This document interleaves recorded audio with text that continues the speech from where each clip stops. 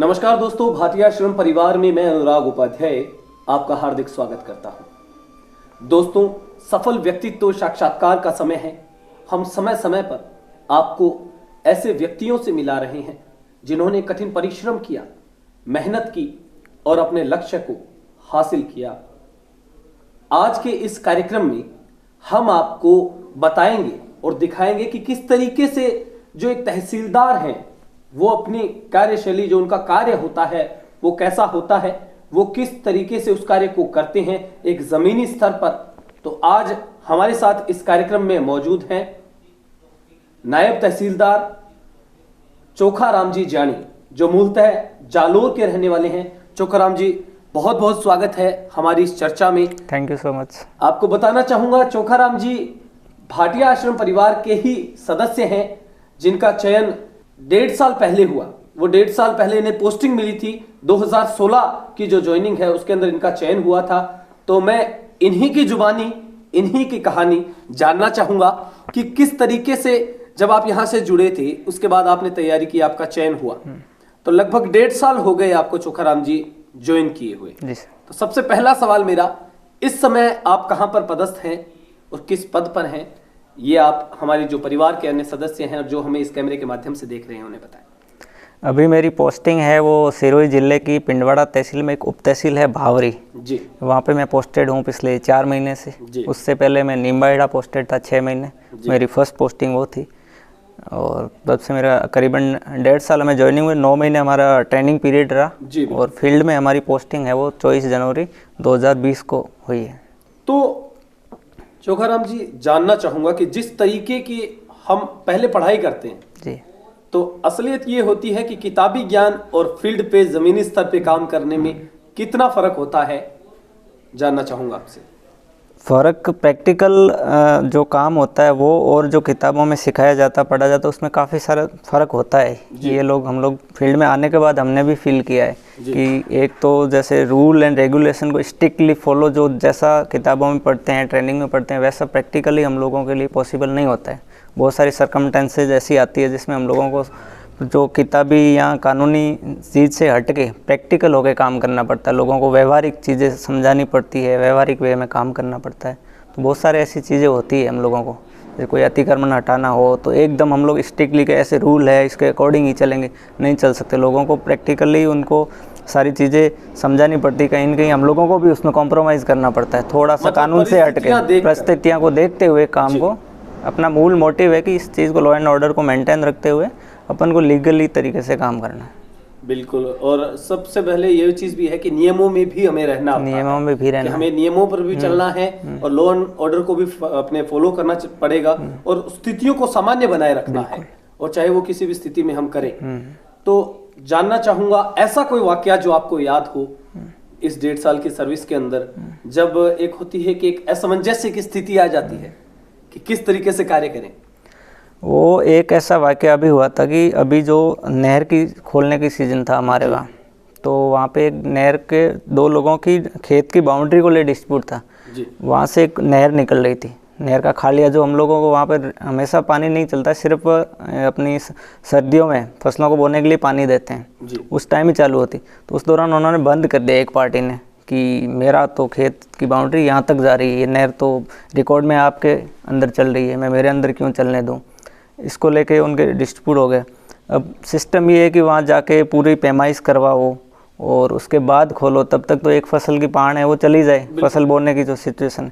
तो उस कंडीशन में हम लोग सिर्फ ये नहीं कि भाई सीमा ज्ञान कराने के बाद इसकी जहाँ बाउंड्री होगी वहाँ से निकालेंगे, ऐसा करेंगे। तो प्रैक्टिकल ये था कि दोनों को समझाइश करें कि भाई तुम लोगों का जो भी होगा वो बाद में हम लोग बिल्कुल आपको एश्योर कर रहे हैं कि इसका आपका जो सीमा ज्ञान करवा के इस डिस्प्यूट का निस्तारण करके जिसके खसरे में है, जिसके रिकॉर्ड में ये है, वहीं पे इसको खोलेंगे नेक्स्ट ईयर।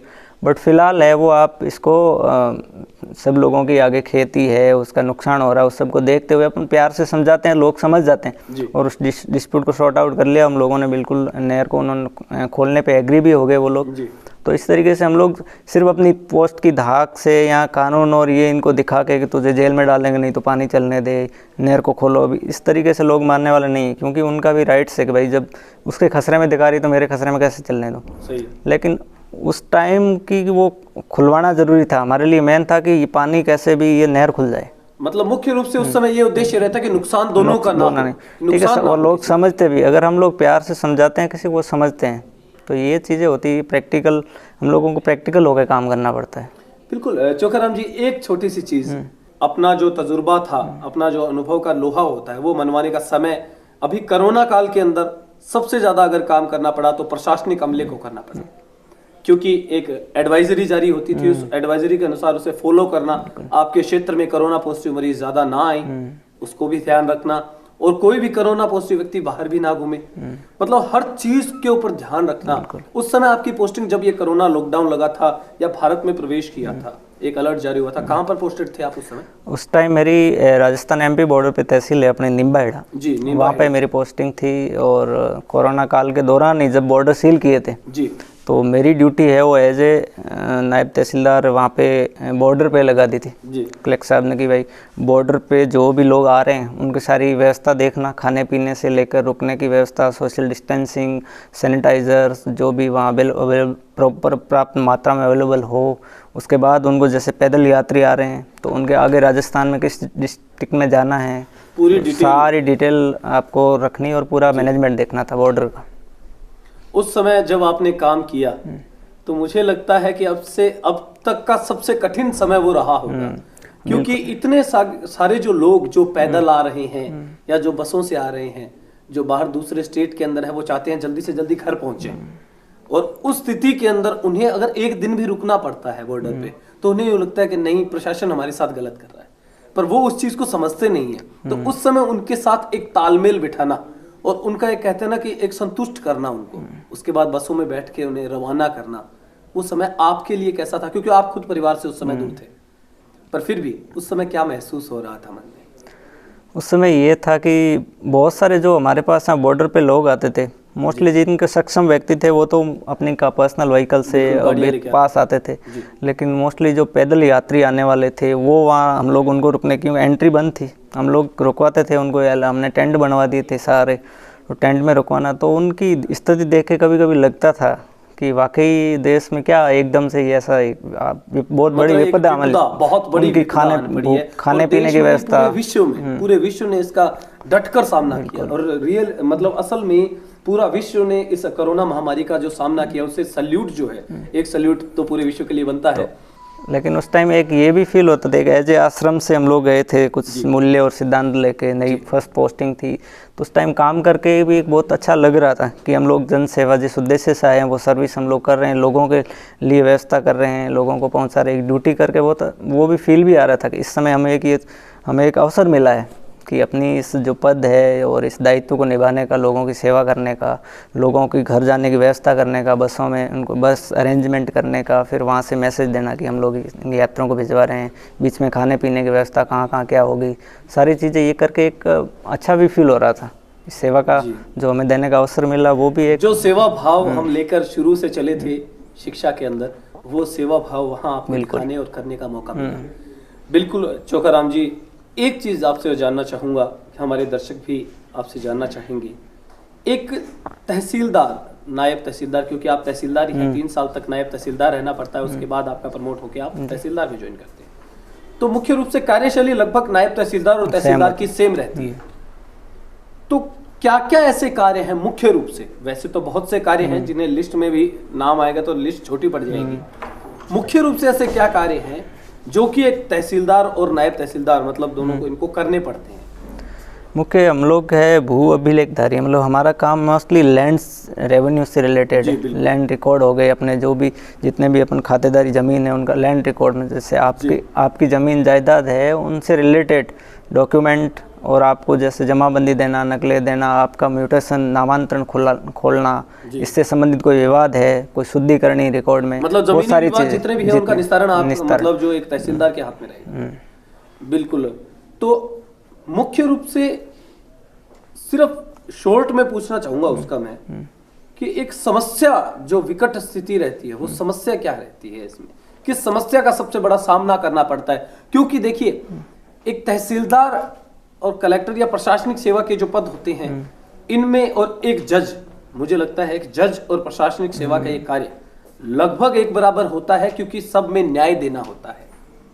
उस समय ये डर मन में कहीं ना कहीं नहीं रहता कि कहीं हमसे अगर एक चूक हुई तो कोई निर्दोष व्यक्ति है वो इसमें ना फंस जाए। क्योंकि देखिए, तथ्य देखने पड़ते हैं, लेकिन कई बार ऐसे होते हैं कि तथ्यों को भी चेक करने के बाद कहीं ना कहीं थोड़ी सी मिस्टेक रह जाती है, वो डर बना रहता है। वो रहता है कहीं न कहीं, जैसे रिकॉर्ड मिसप्लेस हो जाता है कभी कभी पटवारियों से, तो लोग उसमें जैसे तरमीम है, मेन तरमीम जो अभी ऑनलाइन हो रही है, उसमें समस्या ये रहती है कि कोई कैसे जुगाड़ करके जो मेन रास्ते पे अपनी हाईवे पे जो अच्छी लैंड की वैल्यू है वहाँ अपनी तरमीम ना करवा लें।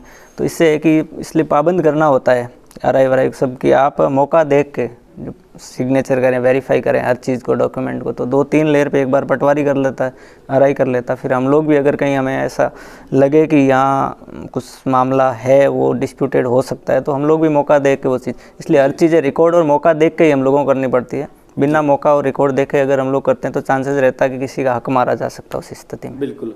चोखाराम जी, कोई संदेश जो आप कैमरे के माध्यम से सबको देना चाहें कि किस तरीके से वो अपनी तैयारी करें कि निश्चय ही अपने लक्ष्य को हासिल कर पाए?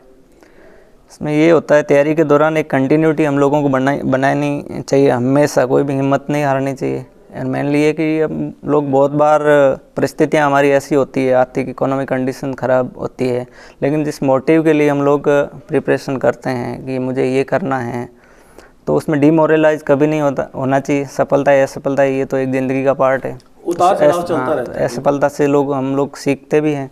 तो निरंतर लक्ष्य के प्रति डेडिकेशन रखना चाहिए, मोटिवेट होके हमेशा, और प्रैक्टिकली की एग्ज़ाम की डिमांड के अकॉर्डिंग तैयारी करनी चाहिए। जैसे आरएस मेंस में क्वेश्चन है, तो उस क्वेश्चन में जो हम लोगों को आ रहा है वो आंसर नहीं लिखना है, क्वेश्चन की डिमांड क्या है वो फुलफिल होनी जरूरी है। सवाल क्या मांग रहा है, सवाल क्या मांग, उस अनुसार हमें इसलिए उत्तर देना है। और दूसरे सिलेबस देख के, प्रीवियस क्वेश्चन पेपर है उनको देख के हम लोगों को अपने माइंड में एक मैप बना लेना चाहिए कि इस एग्ज़ाम की ये डिमांड है, इस टाइप के क्वेश्चंस पूछे जाते हैं, तो उसके बाद ही अपना है वो प्रिपरेशन उस डायरेक्शन में होनी चाहिए। ऐसे नहीं कि जो मार्केट में आ रहा है वो सब पढ़ लो, जो कोई दूसरा आके आपको गाइड कर रहा है, कुछ भी बता रहा है, वो सारी चीज़ें फॉलो कर लो, वो नहीं करनी। आपको एग्ज़ाम की डिमांड को देखना है, क्वेश्चन पेपर किस टाइप से आते हैं, उनके आंसर की डिमांड क्या है, कहाँ से पूछे जाते हैं, किस टॉपिक से आ रहे हैं मैक्सिमम क्वेश्चन, वो सारी चीज़ें आपके दिमाग में पहले से क्लियर होनी चाहिए। फिर उस डायरेक्शन में, राइट डायरेक्शन में आप कंटिन्यू पढ़ते रहो और अभ्यास करते रहो, आपको सफलता निश्चित मिलेगी। ये थे नायब तहसीलदार चोखाराम जी जानी। आपने आज के कार्यक्रम में जाना और देखा कि किस तरीके से एक तहसीलदार जो है वो अपने कार्य को करते हैं, उनकी क्या कार्य योजना रहती है, और जब वो फील्ड के अंदर होते हैं तो किन किन समस्याओं का उनको सामना करना पड़ता है। तो आज के इस कार्यक्रम में फिलहाल इतना ही। अगले कार्यक्रम में आपसे मुलाकात होगी सफल व्यक्तित्व साक्षात्कार में एक नई शख्सियत के साथ। हमें दीजिए इजाजत। नमस्कार।